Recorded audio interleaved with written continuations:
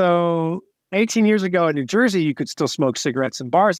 So we were playing and I seen people smoke a cigarette and play their music at the same time. I thought that was so cool. I thought that was badass.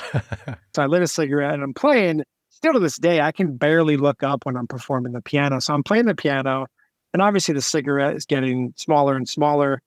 There's just a crazy amount of smoke getting into my eyes and I really can't see what I'm doing. Meanwhile, ash is going down into the electronic keyboard, getting in between all the keys. I was like, this is the least cool rock star moment of all time. Like I must have looked like an absolute fool.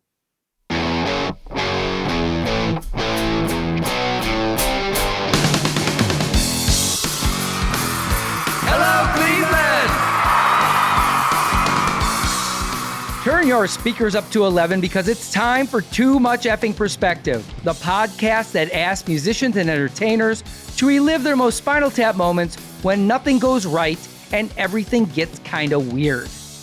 I'm your host, Alan Keller, a comedy writer in LA and former lead singer of the least heralded Chicago band, the Falling Wallendas. And I'm your co-host, Alex Hoffman, former tour manager for Radiohead and former lead singer of the least heralded Milwaukee band, the Vainglorious. Our guest today is Jeremiah Fraites from the Lumineers, whose Grammy-nominated debut album went triple platinum. We talked to Jer about the time Elton John gave him a love tap, what he learned from touring with U2, and how it felt to be dissed by Alice Cooper. So without further ado, let's go to the TMEP show! It really puts perspective on things, doesn't it? Not too much.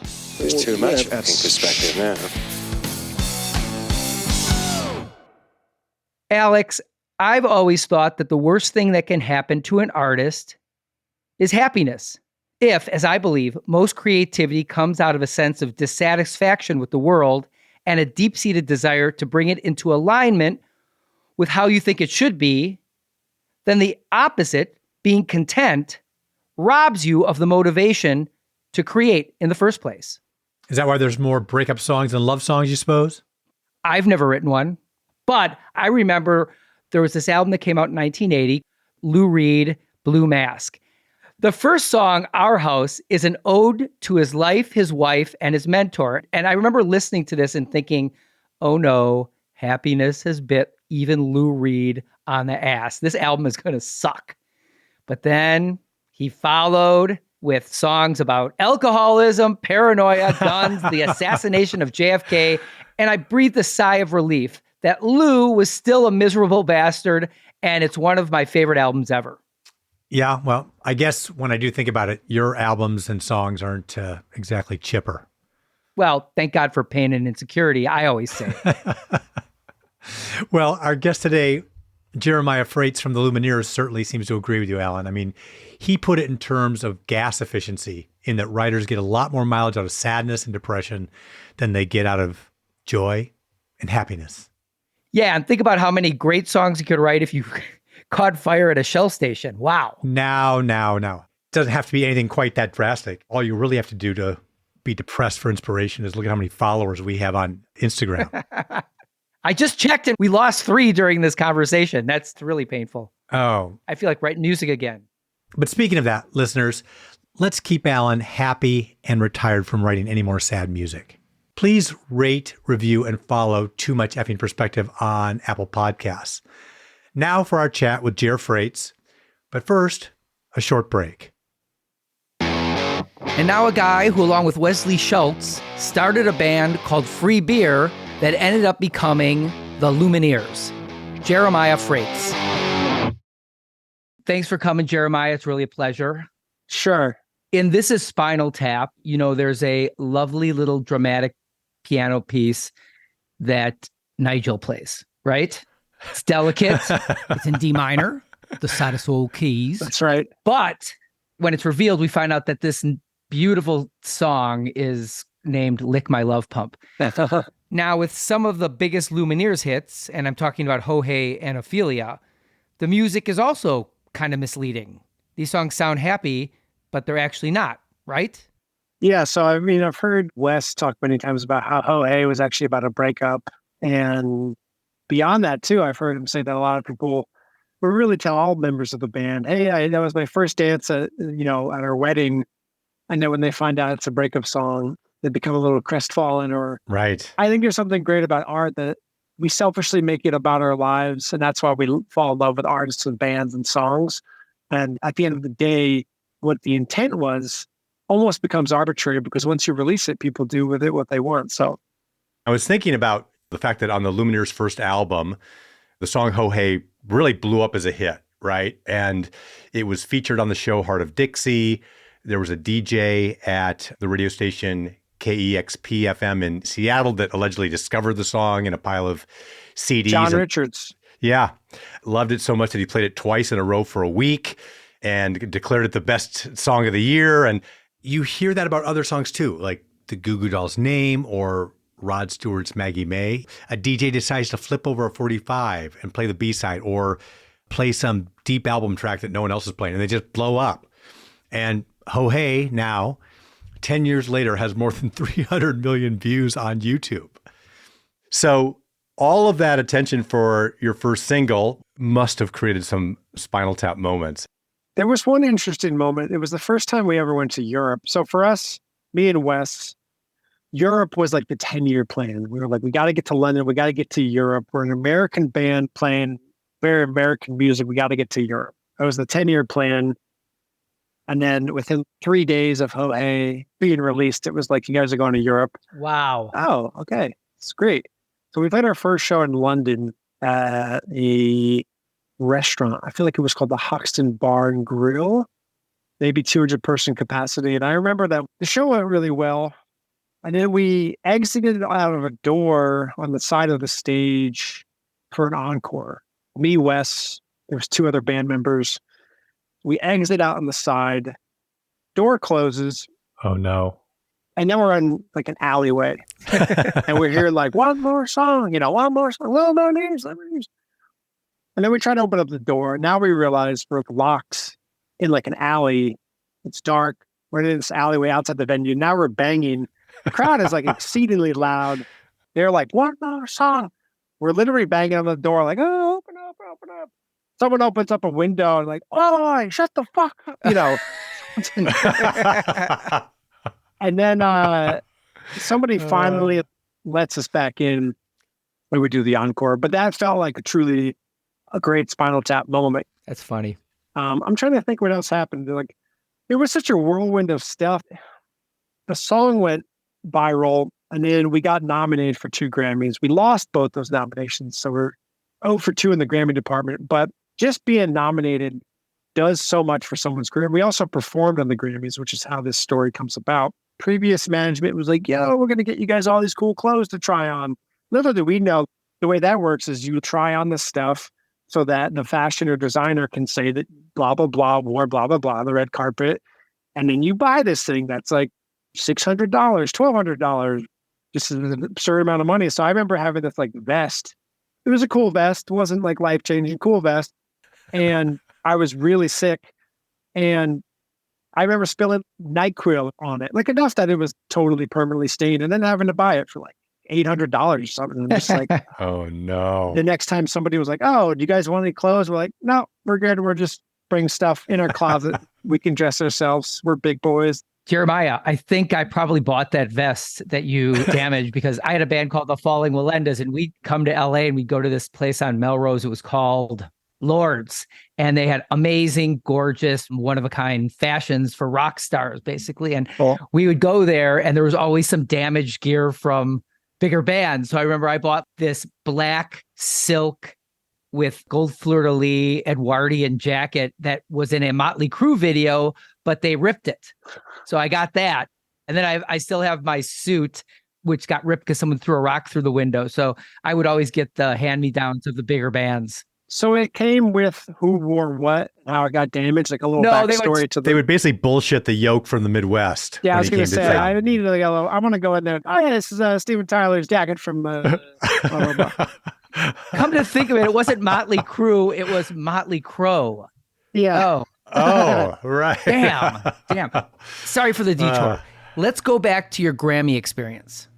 Yeah, so I mean, we performed on the Grammys. Me and Stealth the piano player, we were just like kids in a candy store. We were crazed. We were caffeinated. You know, Jay-Z is there. Rihanna's there. Sting is there. Jack White. I remember taking a double shot of espresso, just being so tired because there was just so much promo. And like, we go into the red carpet, and the first person we meet is Magic Johnson. He's like, "Hey, what's up, Lumineers?" And you're like, you can't even make this stuff up. You're just like, holy shit. So fast forward maybe an hour or two later, we're like going through the crowd, and piano player Stealth, he's running in front of me, jogging, I don't know, and we're moving fast, and he stops, and he's sort of like, holy shit. And right in front of him was Elton John with a cavalcade of security guards. And he says something like to Stealth, like, "Oh, I love your guys' band and congrats on all your success. You know, total class act, gentlemen." And then the way I remember it is I push Stealth out of the way, and I'm like, there's no fucking way you have any idea who we are, who our band is. And he gives me a tap on the cheek, and he's like, "Mate, you guys are in the Lumineers, and I love you, and I've been trying to work with you guys now for a little bit on something. Keep up the good work." And then he leaves with the security guards, and we're like, yeah. It was just such a wild moment. Now, obviously, like within 48 hours, the headline that got ran was Elton John slaps Jeremiah in the face from the Lumineers. I would consider it more of a love tap, but it was a very surreal moment.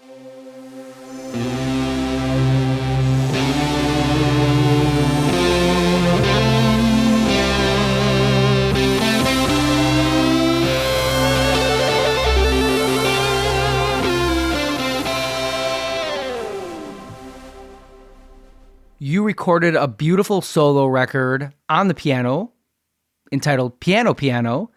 And I was wondering if you could tell us a little bit about that and whether the title is an homage to Little Caesar's Pizza Pizza. So basically, during COVID, I love pizza, by the way, so I wish I did something related to pizza. But basically, we were on tour with the Lumineers. It was around February, early March of that year, and we started to realize how bad it was. And I vividly remember we were in Omaha, Nebraska, and our management was like, "Last night was the last show. You guys are all going home." So me, my wife, and our son, we went back to Denver, Colorado, where we were living at the time. And it became apparent that weeks were going to turn into months with this situation. And my wife was like, "You should record that album of all those piano songs that you've wanted to record." And I thought, I don't want to do it in the house. I want to go to a real studio. I actually called a studio in the Denver area. And it was revealed very quickly that they had no regard for COVID. And at that time, I was pretty frightened by it. And I was like, you know what, maybe I will do it in my house. So long story short, recorded everything in our house. Album title, again, came from my wife. She's from Italy. Now, piano means many different things. It means the instrument. It means floor, like piano 3. It means slow. It means a ton of stuff. Now, when you say piano, piano together, it means little by little or step by step. I love that sort of double entendre because for me, learning the piano has been such an epic saga of difficulty and passion and curious, and it's been ongoing for many years. And now, obviously, in English, piano has this sort of quirky piano twice, and it's mostly a piano-driven album. So I loved the title immediately. And yeah, in a nutshell, that's sort of how the album came to be. So you also cover Nirvana's Heart-Shaped Box. Yeah. Why'd you pick that specific song? I mean, honestly, I got to give credit where credit's due. I was watching Westworld and really loved the first 2 seasons, especially season 1. It was something really amazing about it where they took these songs like, I think, Black Hole Sun by Soundgarden, of course, and Radiohead. And I believe they did Nirvana because I heard that from the composer of Westworld. I forget his name, but he's a genius composer. And he did a version. It's very sad and broken down. And it just is one of those songs that when you get rid of all the guitars and Kurt Cobain's voice, you realize at its core how beautiful it is. Now, I love the Nirvana version. It's life-changing. It's iconic. It's incredible. But when you take away all that stuff, you just hear this melody that's, in my opinion, like Beatles level echelon melody. I've been on tour over here in Italy, and we play that song every night. You know, a rule of thumb that we have with the Lumineers was make sure never a cover was our best song on stage. And I feel like I might be breaking that rule with my solo project. But after I play that, I'm kind of like, well, nothing else I can really go to. I mean, I don't end with that. That would be the worst thing I could do, is end with a cover that's so powerful like that. But yeah, I love playing that song. It's one of my favorites. And yeah, it's an incredible version that this guy from Westworld pretty much dreamt up. Riffing on what you said about learning to play the piano, you're primarily the drummer in the Lumineers.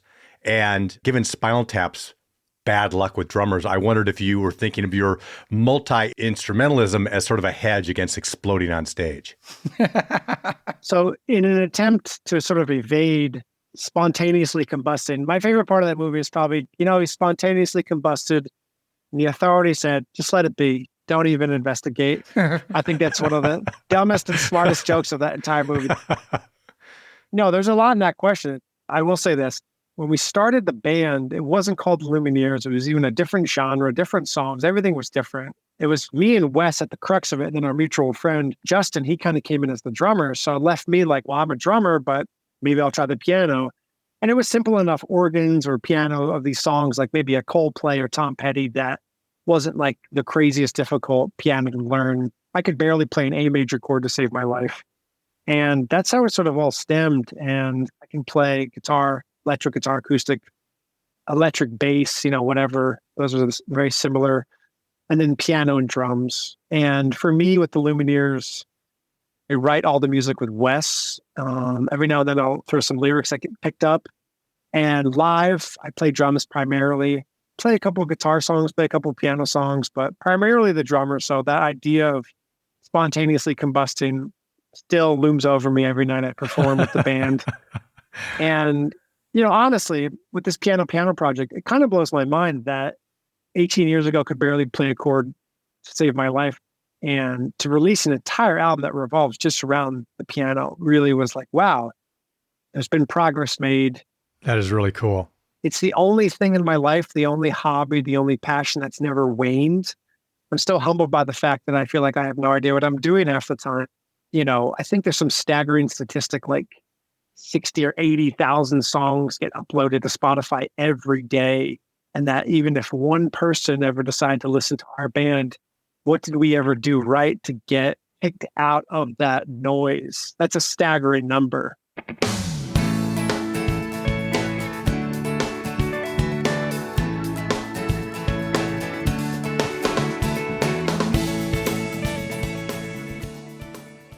In the movie This Is Spinal Tap, there's a section where Rob Reiner, as director Marty DeBurgi, reads them their bad reviews. And for their album Shark Sandwich, they received a succinct 2-word pan, shit sandwich. The Lumineers got their own shit sandwich type review from none other than Alice Cooper. How did that happen? Yeah, I don't know what we did to even get on his radar. I think what happened was that Lumineers got nominated for Best Rock Band in I know it wasn't a Grammy. It must have been big enough that he, in an interview, went on this sort of tirade. In my day, rock and roll was the music that your parents didn't want you listening to. It was rebellious. Now you got these Lumineers, and I think they should go and eat a steak. And I was like, I don't even get the insult. We eat meat. Sure, some of us in the band are vegetarian, but I eat meat. Singer eats meat. We eat meat. And it was just funny because it was almost it just really read like an insecure older man holding on to I don't know, trying to feel relevant or something. And it was at first it was oh, did you hear what Alice Cooper said about you? And at the time you're like, cool, what? And you're like, oh. And then you're like, it's not even that. It's not even a dig. And it's not even that we call ourselves a rock band. I don't know. I just call myself a musician, full stop. And even genres that have been bestowed upon us. I don't know what Americana music is. I don't know what folk rock is. Are we folk? Are we rock? Are we experimental at times? What are we is not really of my concern. And I feel like it shouldn't be of Alice Cooper's. But we got on his radar somehow. If you got one hater, try to get 10 because it just means you're doing something right. So there you go. Yeah, well, I think he dissed you and Mumford & Sons in the same... that sounds about right. In the same diss. That sounds right. So, but you're right. It's such a genre jump, right? And I love Alice Cooper, but why are you even chiming in on this? It was such a weird connection, wasn't it? Yeah, for sure.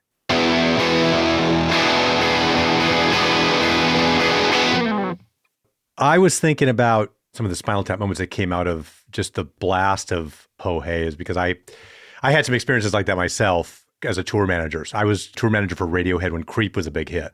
Whoa. And Wow. so saw both the upside of that and the fun of, like your experience in London, having them come to the US, have all the first shows be sold out, which we know for a lot of tours doesn't work out that way, right? Yeah. But also kind of saw the fatigue of, Did of you having do? the Sorry to cut you off. We're probably gonna have to Sure. extend this interview by like 30 minutes now that I know this information. Radiohead is like my all-time favorite band. Nobody will ever replace them. Did you TM them during the MTV Beach Party? I was there. That's like an amazing moment for me where I'm like, can only imagine the shock and probably disgust of a band like Radiohead, the management, like, guys, I know, but if you do it, you're going to play bigger shows and you're going to sell out bigger shows in the States. Do you want to break America or not? This is the way to do it. And like that video is just, whatever footage is on the internet, it's just incredible. Like full blown bleach blonde haired Tom York playing Creep, one of the saddest, most self-deprecating songs with just like jacked bros. Yeah, that must have been awesome witnessing that. We could definitely spend a half an hour on that story alone. What I will tell you about that, two funny things. One is, remember the VJ Kennedy? Yeah. Yes. For some reason, Tom and Kennedy had some friction. And that had actually come from an earlier interview with Kennedy. I can't remember what she asked them. They're pretty low key, kind of almost shy guys, right? And I think in that initial interview, she maybe asked him something about going out after the interview and getting hookers or something. I don't know exactly, but it really sort of triggered them. So she was there and they started kind of going at it. And that was a weird scene. And the Capitol Records person came and found me and said, Tom and Kennedy are starting to get into it. You got to help. Oh, geez. So I came into the house and I intercepted Tom. I said, hey, man, let's get out of here. And he and I went walking down the beach for a little bit just to get him to chill out. And then I brought him back and they still were kind of sniping at each other. So that kind of made things a bit awkward. And then there's the whole legend around Tom jumping into the pool, because that is on YouTube, where he finishes, I think, what was it? Anyone Can Play Guitar or something like that. And then dove in the pool, fully clothed. And probably a dozen people have taken credit for saving Tom York's life from helping him avoid getting electrocuted. Whoa. And to sort of bust that urban myth, what really happened was he did dive in, he swam towards the edge of the pool, and the MTV production manager, I mean, they were pros, they knew what they were doing. So the production manager came over to me and said, make sure he does not touch the microphone. Otherwise, he could get electrocuted. And so I pulled him out of the pool, I grabbed him, I just said, don't touch the mic, let's go. And we walked through the crowd, went backstage, and that was the end of it. But the story's always been, Tom York was on the cusp of being electrocuted, and I saved him. Oh my gosh. So anyway. It's a good headline. Yeah, it was a little nutty.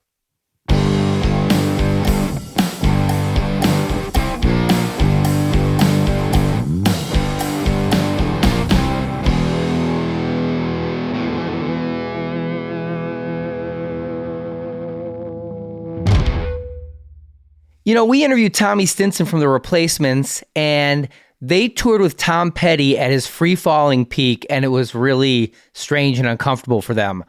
You guys also toured with one of the biggest bands in the biz, U2, and I was wondering, did you learn anything from that? Yeah, U2 was life-changing, honestly. And this is the most honest truth I can say. Growing up in New Jersey, we had the classic rock station Q104.3. I came out of New York City, and I knew of U2 just from the hits. It felt like every 15 minutes, this radio station would play Where the Streets Have No Name, one. But I only even knew like 5 to 7 songs tops by them. And I always was like, this is cool, but they were never a band that really penetrated me in the way that, say, like Guns N' Roses did from that era, Soundgarden. So at the time, I was probably in my early 30s. And we got the call, you guys are opening up for U2. They're doing their Joshua Tree 30th anniversary in the United States. It was like an easy yes. First show was at the Rose Bowl, like 80, 90,000 people sold out 2 nights in a row. And we felt like we were ready at that time to do it because we had at least the first 2 albums, if not the third, probably just the 2 albums. But with those two albums to do an opening 45, 50-minute set, in our way, we felt like we were just playing our hits. So we felt like we had a super strong set list. We knew how to perform. We knew how to do that, not be frightened out of our minds. But it was still like a huge undertaking. You know, we're about to play at a stadium for the first time ever before the very thing that everyone here is here to see. They're not here to see us. They're here maybe as a bonus. Oh, I like the Lumineers. I know one song or I know a few songs, but I'm definitely here to see Bono and two. So that was nerve-wracking. Right before we played, we got to meet them, which was super cool. They were like, do you guys want to meet them? Again, we're like, yeah. And it was like just going through door after door, past security, eventually going into this green room where Bono's in there and he says, impossible. The Lumineers. And then we met him and he was super nice and cool. And like the Edge is over behind the couch strumming an acoustic guitar. And we met Adam Clayton, the bassist. And it was like really surreal. And he was just saying, thank you guys so much. We really love your music. And they were being really sweet with us. And I remember Bono was given chicken noodle soup by like one of his helpers. And then he had to go and was like, do you guys want this chicken noodle soup? It's up for grabs. And even in that story, it's all very mundane and normal, right? It's just a dude, maybe he had a cold and wanted some chicken noodle soup, but it's Bono's chicken noodle soups. The mundane becomes extraordinary. And I remember there was something kind of funny about that too, where we performed and it was a dude front row. He looked like he hated us, maybe even me specifically. And he just had a big cowboy hat and he was there the first night. I'm not even exaggerating. Dead center, first dude on the gate, just watching. Next night, same dude, same position. And then we probably left California at that point. Maybe we went up to like Oregon and Washington. I forget what the travel was like. Then we went down to Dallas, the beautiful newish Dallas Cowboys Stadium. Every night that dude was there. Now we're getting into Boston, into the New York City, which is the end of the run, 9, 10, 11 show run. And that dude is on the flight with us. Oh boy. He walks on. And he's like super pumped. He's like, Lumineers, you guys are great. I'm going to the show tonight. And we ended up talking to him. I think he was just from France and had a particular maybe look on his face. But I also think he didn't know who we were the first night. Like, I don't even know what that dude is spending out of pocket to be at every U2 show that up front. That's like easily 10, 20 G's right there. That's so wild. And then to finish off that tour, there was a really short flight from Boston to New York. And it was the one flight that I think all of us wished was the longest flight ever because U2 was like, do you guys want to fly in our chartered 747 from Boston to New York? And we were like, hell yeah. I mean, it was like their personal private 747. The band was up front. And there was tons of people in the plane, like everyone from celebrities to... even us, when we tour in the United States, we have about 75 people working for us. So you can imagine the size of U2. Yeah. It's a whole operation. It's like a little city, a little microverse of easily 100 people. Everyone from the lighting person to the front of house, to the monitor engineer, to management, to physiotherapist, whatever it might be. And that was just amazing. We were hanging up front with them. And I remember Bono was in sandals, drinking a glass of red wine. And he just went to every single person throughout the whole plane. Mind you, like after us, he was just shooting the shit with his crew and people he knew, but he just has that natural extrovertedness. Charisma. And charisma. And you can see that he gets stuff from interacting with people. And it was surreal, looking into the eyes of these people that have changed so many people's lives. And the first night in LA, when they performed, they always started with Sunday, Bloody Sunday. And then about 3 or 4 songs in, they did Where the Streets Have No Name. That, for me, was one of like my all-time favorite rock intros of all time. It's just so stunning with the big organ, the signature palm-muted delay from the Edge, and then the drums and bass start to come in. Boom, boom. It's such a work of art. It's really a masterpiece, one of the best rock intros of all time. And when they played that every night, the first night in particular, I just got tears in my eyes where I was just like, this is so beautiful. Holy cow. And every night, night after night, watching Bono sing, I was like, oh, now I get why millions of people have U2 as their band, because they are the real deal. I think for me too, I'm 37. I think two things. One, for whatever reason, I missed the U2 boat when I was like in my formative teenage years. I was into like Zeppelin, AC/DC, Guns N' Roses, and then even like Dream Theater, Metallica, Tool, a plethora of bands, but never U2. I think number two was that growing up in the era of like South Park was massive. They teased Bono.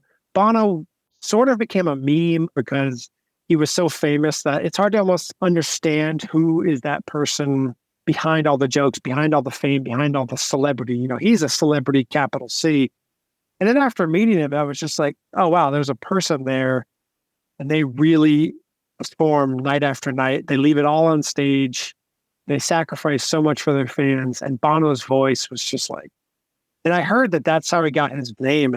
I think when they were singing in Ireland, I think there was an Italian person that said his voice is Bono, which means good or beautiful, which is actually not the word because now I live in Italy. I'm like restaurant proficient with my level of Italian, but the right word would have been buono with a U, buono. And I think what they must have heard was Bono, and then the rest is history. And I'm like, that's such a fucking cool story.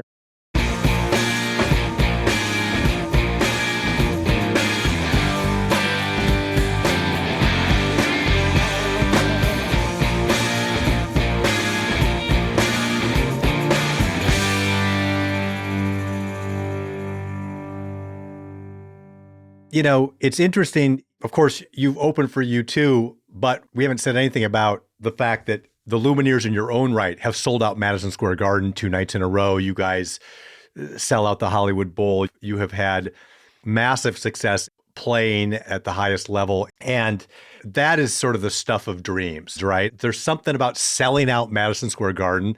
That's what Zeppelin does, right? Or that's what Zeppelin did. That's what the Stones did. And I would imagine that playing Madison Square Garden, there's got to be some Spinal Tap moments when you're heading on stage in such an iconic place. The best Spinal Tap moment I can think of when it comes to a big show like you guys are describing is probably the first time we played Lollapalooza in Chicago. I remember it was nice weather, and I remember we were like backstage in this like green room, which was also right next to the VIP area of all the fans. And there was no barricade, basically.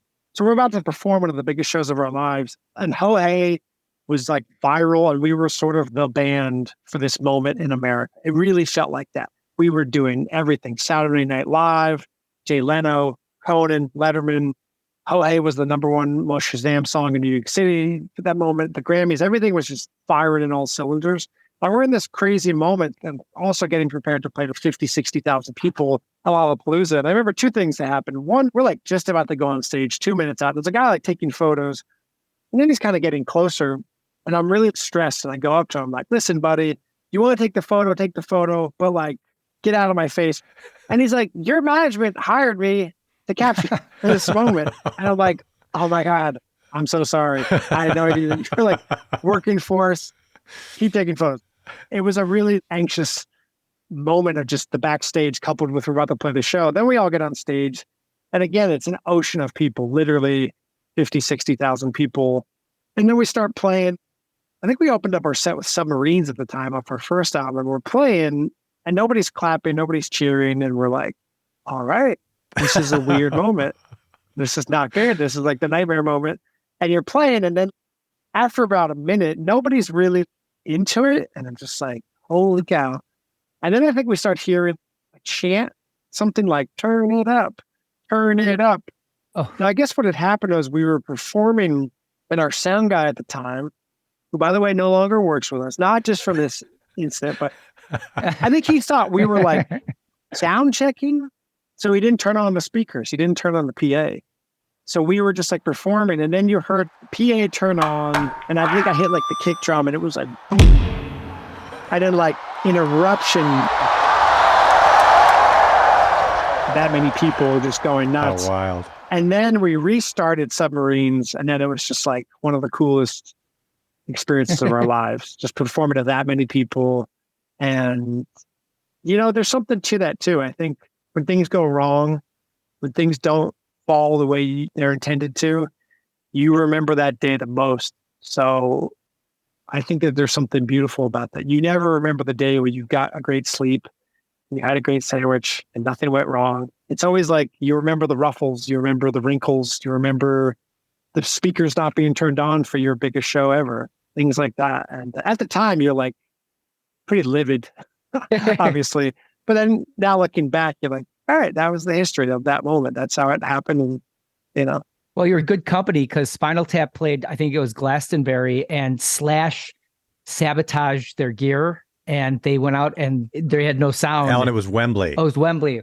Doubly. It was doubly. It was in Dublin. Wait, no, is this a real story? Yeah, it's a real story. So they were playing live at Wembley, and it's on YouTube. You can see it. Oh my God. And that video is so interesting because you think about the Spinal Tap members, Christopher Guest, Michael McKee, and Harry Shearer, like masters of improv, right? Right. And you think they could have just riffed that so easily.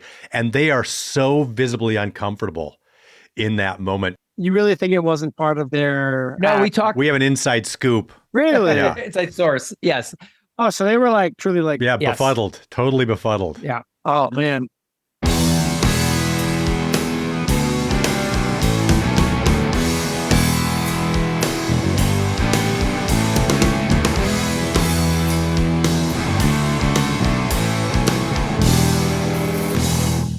One of the Lumineers' strengths is that you appeal to so many demographics. Whereas, Spinal Tap, what did they say? They only appealed to white male teens. What was that they said, Alex?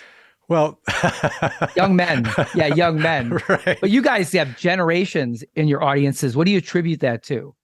I think the music that we put forward just comes from an honest place. There's aspects and there's songs within the catalog that feel timeless. I think that that's what we're naturally drawn to. And I could only dream of this one day from being remembered and looked back on. But I remember watching that 5-hour Eagles documentary, which was amazing. Went from a lukewarm Eagles fan to just like, those guys were so badass and what a story. But just Don Henley talking about, just something to the effect of the Eagles were not a band listened to by people. The Eagles were a band that were listened to when people's lives were happening. That first make out in a car, driving across the country, going through a breakup, moving into your first apartment. That would be like my best case scenario dream for the Lumineers. It's not about more money. It's not about winning the Grammys or the cover of Rolling Stone. And I feel like I've heard from enough people, you can't talk to them all these days, which is kind of crazy, but just seeing tattoos of lyrics on their arm or stories of they went through this hard moment in their lives and they threw on this album and it saved them. The way that I used to have to listen to certain records that had gotten me through really hard times. It's almost hard for me to imagine our music doing that to other people. So that might be a piece of the puzzle that, to answer your question. I think that the music lends itself to be experienced, not just like, let's just throw this on for background music, but there's something to sink your teeth into. I like this idea that things can be complex, but not necessarily complicated. I think complicated is a bad word to describe music, whereas I think complex is really high level. And I think there's something simple, but also complex at times about our music. But I know that when writing our music, the best litmus test is if it gets us high, it's going to be good. And that's the litmus test that we've done for the last 4 albums. And I think that would be the litmus test we'll do for the however many left we have in us. I want to bring up one more thing, and it's just because I think we have a connection, and we don't have to talk about it if you don't want to, but I lost my sister in 2000, and you lost your brother in 2001, and your loss led to the beginning of the Lumineers. I actually never wrote a song again. Well, I really felt like that I had no business writing a song if I couldn't write something about my loss, and I couldn't capture it. So I stopped. But you took the loss of your brother and you turned it into a band. You talk also about the Lumineers. One of their attractions with their audience is that they connect with people. How do you feel your loss has worked into your songwriting? Well, thank you for sharing that. I lost my brother. I was probably 14 years old. He was 19 at the time. He died from a drug overdose. I pray that remains to be the worst thing that's ever happened to me. A couple things. One, the grief never goes away. And you and me, unfortunately, we're not in a unique situation. There's tons of people that are in our boat that have lost siblings, which sounds like much too young and before their time. I remember a very profound moment, and I don't remember if this was before or after my brother passed away. Looking back, probably after he had passed away, well, a friend of my brother, this guy named Patrick Sullivan, his mom died of cancer. She was young, in her 50s tops. It was really sad for the community. And I remember this overwhelming, almost intoxicating feeling of like, I want to write a song about her and her leaving this earth too soon and leaving her two children behind. And it was just like really overarching feeling of that's what I need to do. And then dealing with my brother, it's almost like, I feel like happiness and joy in terms of inspiration can be pretty fleeting. Like when you feel happy or feel joy, I don't know how much gasoline, how many miles you get per gallon using those as source materials. The thing about grief, sadness, and depression is you get 100 miles to the gallon and there's infinite amount of gallons. If you can pull yourself up out of that well of despair and grief. And another thing about that is somebody said to me once that going down to the bottom might actually be helpful because when you're just floating in the grief, when you're floating in the sadness, you're just in the abyss, But when you go to the rock bottom feeling, you can actually push off the bottom, springboard back to the top. Easier said than done. And I remember writing a lyric that it was in a song, it's not a Lumineers song, but it was something with Wes where I wrote this lyric. I remember I was home in Ramsey where I grew up. Probably the first Christmas he was no longer with us. And as you know, the holidays and anniversaries, they suck those first, probably even 10 years of their passing. They really suck, especially the first one, the second one. So on my couch, it's probably like December 20th. And there was probably like a Target commercial. There was something about like, blah, blah, blah, coming home for the holidays. And I wrote this lyric, you won't be coming home for the holidays. Because talking about the death is a really heavy thing that a lot of songwriters and lyricists do. But this idea that you won't be coming home for the holidays was a way to acknowledge that heavy shit about the death, but also just in a way to be like, it's something simple and mundane, like that person won't be coming home for the holidays. And I think like when I wrote that lyric and transformed my confusion, my grief, my despair into something that was, oh, that's helping and actually healing me in some small way, but a profound way. I think it like jump-started everything about the band and wanting to make music that was important and wanting to make music that was talking about stuff and wanted to make music that was dealing with stuff that even the singer, he lost his dad at a young age to cancer and talking about those things in song, talking about those things through art. If we were going through it, then we definitely knew lots of other people were going through it. And I think that was the catalyst. Let's use this band for that. Let's first heal ourselves, go personal, go deep. And perhaps you've asked me a few moments ago, where's the universal aspect of our music come from? There's this idea, the more personal you go, the more universal you get. Perhaps there's something in that, the way we perform, types of chords we use, the lyrics, everything, the whole package lends itself to absorb or signal to other people going through that, who are seeking that, having come from such a great loss myself. I don't know. But yeah, it's a great question. I'm glad you asked me that because it's really something that it's so healthy to talk about. It's cathartic. I feel like it relieves valves, not only for you asking it, but then for me responding. And then anybody listening, I know somebody has lost a sibling within a year or two who are listening right now. So even that, that people are getting connected and hit by this conversation. There's something beautiful about that too.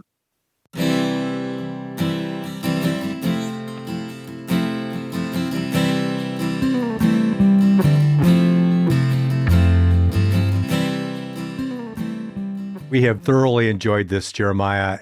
Where can our listeners learn more about your ongoing projects, about what the Lumineers are up to, that kind of thing?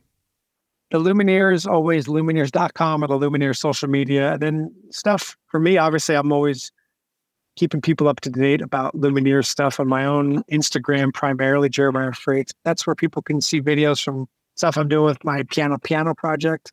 And then I just released an album called Northern, collaborating with this amazing artist named Taylor Dupree. It's another instrumental album that makes you go deep into the well of emotion and thought. So I'd recommend people check that out too if they're interested. And yeah, Really good to meet you, Jeremiah. Thank you so much for being on the show. And if you ever want to have an offline conversation about Radiohead during the Pablo Honey era, happy to swap stories with you. All right, deal.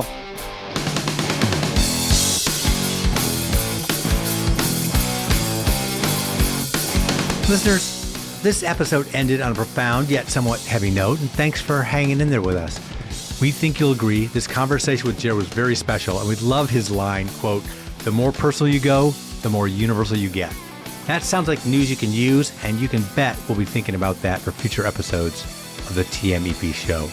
Thanks to Jeremiah Fraites for his lucid, belly laugh-inducing storytelling, and thanks also to Eric Anderson from the Missing Piece Group for bringing Jared to us. Too Much Effing Perspective is a Milwaukee Talkies original. Our editor is Gretchen Kilby, music by J.K. Harrison. Please follow our show on Apple Podcasts and leave a short review while you're there. It helps other listeners to find us. Although it would be as great as having armadillos in our trousers, this podcast is not affiliated with This Is Spinal Tap, and no person or entity connected with the film has sponsored or endorsed its content. This podcast is not affiliated, sponsored, or licensed by Authorized Spinal Tap LLC or Century of Progress Productions.